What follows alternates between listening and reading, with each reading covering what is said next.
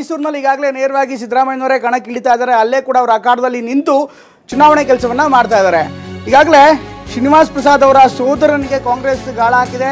ಮೈಸೂರು ಚಾಮರಾಜನಗರದಲ್ಲಿ ಆಪರೇಷನ್ ಹಸ್ತ ತುಂಬಾ ಜೋರಾಗಿ ನಡೀತಾ ಇದೆ. ಬಿಜೆಪಿ ತೊರೆದು ಕಾಂಗ್ರೆಸ್ ಸೇರ್ತಾರೆ ಶ್ರೀನಿವಾಸ್ ಪ್ರಸಾದ್ ಸೋದರ ರಾಮಸ್ವಾಮಿ.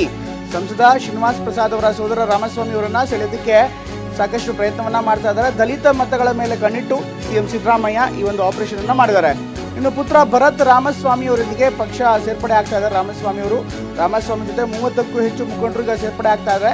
ಇದು ಸಿಎಂ ಸಮ್ಮುಖದಲ್ಲಿ ನಡೀತಾ ಇರುವಂತಹ ಕಾರ್ಯಕ್ರಮ.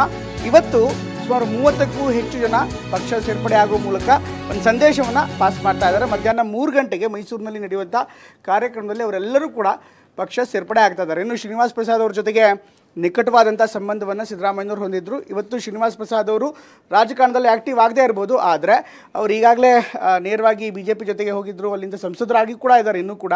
ಆದರೆ ಈ ಬಾರಿ ಶ್ರೀನಿವಾಸ್ ಪ್ರಸಾದ್ ಅವರ ಕುಟುಂಬಕ್ಕೆ ಬಿಜೆಪಿ ಟಿಕೆಟ್ ಕೊಟ್ಟಿಲ್ಲ. ಈ ಒಂದು ಕಾರಣಕ್ಕೋಸ್ಕರ ಅವರು ಕೂಡ ಬೇಸರ ಹೊಂದಿದ್ರು. ಈಗ ಅವರ ಸೋದರ ಮತ್ತು ಇನ್ನಿತರ ನಾಯಕರು ಮತ್ತು ವಾಪಸ್ ಕಾಂಗ್ರೆಸ್ ಸೇರ್ಪಡೆ ಆಗ್ತಾ ಇದ್ದಾರೆ. ಈ ಮೂಲಕ ದಲಿತ ಮತಗಳ ಮೇಲೆ ಕಾಂಗ್ರೆಸ್ ಕಣ್ಣಿಟ್ಟಿದೆ.